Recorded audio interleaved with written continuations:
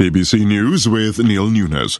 The opposition leader in Myanmar, Aung San Suu Kyi, has said she will run the government if her party wins the country's first openly contested election in 25 years. Myanmar's military-drafted constitution bars her from the presidency, but she said she would head the government and the president would work in accordance with her party's policies. Britain's Foreign Secretary Philip Hammond has said there's a significant possibility that a bomb brought down the Russian airliner that crashed in Egypt on Saturday. Mr. Hammond said Britain had very reluctantly decided to suspend all flights to Sharm el-Sheikh from where the Russian plane took off. Egypt called the decision premature and unwarranted. China's President Xi Jinping is beginning a two-day visit to Vietnam. It comes at a time of tensions between the two countries over disputed territory in the South China Sea. Syrian government officials have been accused of profiting from a black market in which relatives pay huge sums to middlemen in the hope of finding people who've gone missing during the country's conflict. The rights group Amnesty International says since 2011, nearly 60,000 civilians have been detained and abducted in a campaign of enforced disappearances it describes as a crime against humanity.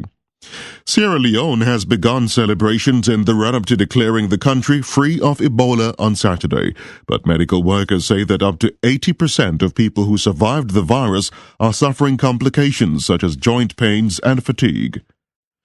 An American teenager abducted by his father when he was 5 has been found 13 years later. Julian Hernandez was given an assumed name after his father moved him to Cleveland, Ohio, more than 1,100 kilometers away. The FBI was called in and his father arrested when Julian found out he was on a register of missing children. BBC News. Hi, I'm Montel Williams. Most of you know me as a talk show host, but I'm also an author, actor, single father of 4, avid snowboarder, and I'm also a medical marijuana patient. Living with multiple sclerosis, I'm in pain every day. Medical marijuana is my last resort, and it helps me when all other drugs have failed. If you'd like more information about medical marijuana, you can contact the Marijuana Policy Project at mpp.org or call 1-877-JOIN-MPP.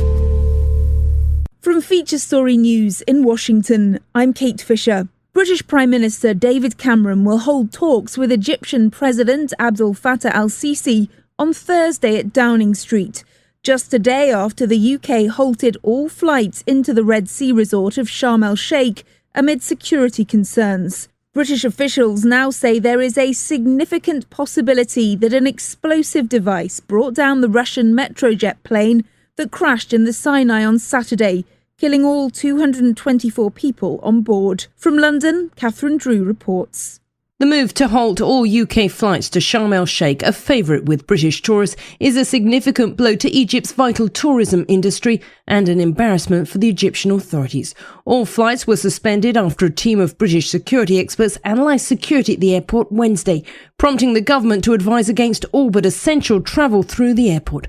Travel advice for the region, though, has not changed.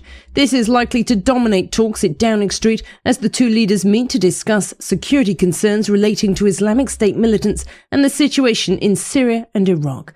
The talks have been criticised by human rights campaigners who describe President Sisi as a dictator who has violently cracked down on dissent. US intelligence sources are also saying that they believe a bomb planted by ISIS or an affiliate may have been responsible for downing the flight. In Washington, here's Kevin McAleese. The US position that Islamic extremists may have planted a bomb on the aircraft echoed earlier analysis from the United Kingdom. An unidentified source told CNN a device may have been planted in luggage or somewhere on the plane. However, US State Department spokesman John Kirby, when pressed on who or what was responsible for the crash, insisted the US government would not be rushed to judgment. Everybody would like to have answers as soon as possible, most especially the families that are grieving. But the investigators are still at it, and we got to give them the time and the space to do their job. This new assessment came after the White House addressed concerns over US citizens travelling to the region, making it clear that US airliners did not operate over the area affected by Saturday's air disaster. US Defence Secretary Ashton Carter and his Malaysian counterpart are planning to sail aboard a US warship that has been patrolling in disputed waters of the South China Sea. The move underscores regional tensions over China's territorial claims there. Daniel Renches reports from Washington. Ashton Carter and the Malaysian Defence Minister Hishamuddin Hussein will sail on board the nuclear-powered aircraft carrier, the USS Theodore Roosevelt, on Thursday. It follows on directly from a meeting of regional defence ministers in Malaysia in which differences appeared over China's maritime territorial claims. US warships recently sailed within disputed waters. From bureaus worldwide, this is FSM. Mexico's Supreme Court has ruled that people should have the right to grow marijuana for personal use. The decision doesn't change the current law, but it does lay the groundwork for legal changes in the future. Andrea Arenas reports. Today's ruling could start a wave of legal actions aimed at relaxing legislation against people who want to grow marijuana for personal consumption, as well as those who need to use the plant for medicinal purposes. The Supreme Court took on this case as a result of an appeal filed by a marijuana advocacy group. The group had previously been denied its request to grow the plant for recreational purposes. Experts say the ruling may lead to a reduction in drug-related violence in Mexico, where the illegal drug trade is ruled by gangs. Andrea Arenas, Washington. Facebook has released earnings for the third quarter, announcing that over 1 billion people use the social media site every day. And with revenue also beating Wall Street estimates, Facebook's founder and CEO Mark Zuckerberg called it a good quarter. William Denslow has more from New York. Last month, Facebook announced it would invest more in its family of apps, including WhatsApp, Messenger and Instagram, to boost advertising revenue. And that investment appears to be paying off.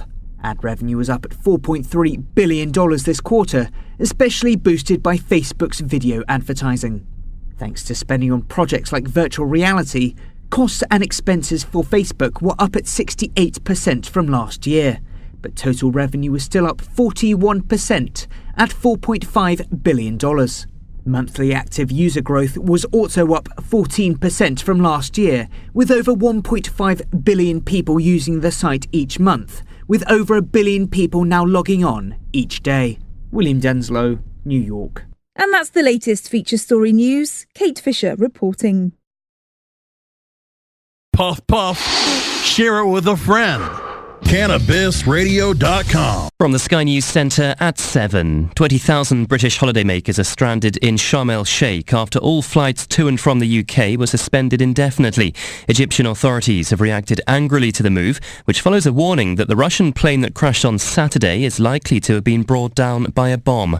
Holidaymaker Matt Britton is stuck at the resort and says there's been little information coming through. All of a sudden, it was all kind of like, wow, this is going really, really quickly. Where do we kind of go from here? I haven't heard anything from EasyJet. I mean, we did it through lastminute.com, so I don't really know whether we've actually got a representative or something. I don't know. So that's kind of worrying. Junior doctors are being balloted for strike action over their new contracts a day after the promise of a pay rise from the Health Secretary. Jeremy Hunt said some in England would get an 11% increase in basic pay. It's being recommended people who use job centres and GP surgeries also get access to a personal trainer. UK Active, which is funded by charities, councils and gyms, thinks the government needs a better strategy to fight what it calls the inactivity pandemic. In sport, Arsenal manager Arsene Wenger called his side's defensive performance extremely poor after their 5-1 thrashing at Bayern Munich last night. Their hopes of reaching the last 16 of the Champions League now look precarious. It's a small chance, but there is a real one. I think we have to realise with that kind of performance that our chances are very minimal. The pressure eased a little on Chelsea manager Jose Mourinho, whose side beat Dynamo Kiev 2-1. England's cricketers have lost 4 wickets inside a disastrous opening hour as their hopes of winning the final test against Pakistan slip away. A short while ago, England were 73 for 6 on the final day, needing another 211 runs to win. And Binge Watch has been named Word of the Year by the dictionary maker Collins. Lexicographers say they've seen a 200% increase in its usage this year. That's the latest. I'm Simon English. Hi, I'm Montel Williams. Most of you know me as a talk show host, but I'm also an author, actor, single father of 4, avid snowboarder, and I'm also a medical marijuana patient. Living with multiple sclerosis, I'm in pain every day. Medical marijuana is my last resort, and it helps me when all other drugs have failed. If you'd like more information about medical marijuana, you can contact the Marijuana Policy Project at mpp.org or call 1-877-JOIN-MPP. Your connection to quality cannabis insurance services is spelled K-A-E-R-C-H-E-R. That's Karcher Insurance. We have worked with ventures like cannabis for over 60 years. We're proud to represent over 50 companies with tailor-made cannabis plans for owners just like you to insure your product, your plants, and your pursuits. K-A-E-R-C-H-E-R spells out their full-service insurance services ranging from commercial to bonds to personal, from life to health, and more. Contact the team at KarcherInsurance.com and let our experience work for you. That's K-A-E-R-C-H-E-R Insurance.com. Contact Karen and the team at Karcher Insurance at 1-844-421-3560. That's 844-421-3560. How high do you like your profit margin? CannabisRadio.com. This is the USA Radio Business Report. I'm Russ Jones. Federal regulators are hitting Japanese airbag maker Takata with the largest fine in the history of the National Highway Traffic Safety Administration. NHTSA Administrator Mark Rosekind announced the penalty. Takata agrees to pay the largest civil penalty in NHTSA's history, $200 million. It must pay $70 million in cash and remaining amounts if it violates the terms of NHTSA orders. Takata will have to phase out and recall all the defective airbag inflators that have been known to rupture. Officials are also accelerating recalls of the defective airbags. It orders the 12 manufacturers that have issued Takata recalls to complete those recalls on an accelerated schedule and to prioritize vehicles based on risk. More than 19 million vehicles in the U.S. have already been recalled over the issue. This is the USA Radio Business Report. I'm Russ Jones. This is USA Headline News. I'm Joe Gomez. U.S. intelligence officials reportedly believe an explosive brought down the Russian plane over Egypt last weekend. An official tells CNN that a bomb planted in a piece of luggage or somewhere else on the plane likely downed the jet, although no solid conclusions have been reached. The source says ISIS or an ISIS-linked affiliate is probably responsible. An ISIS-linked group has claimed responsibility for the crash that killed over 220 people. Authorities in Illinois say the shooting death of a police officer was as carefully staged as suicide. We have determined this staged suicide was the end result of extensive criminal acts that Glinowitz had been committing.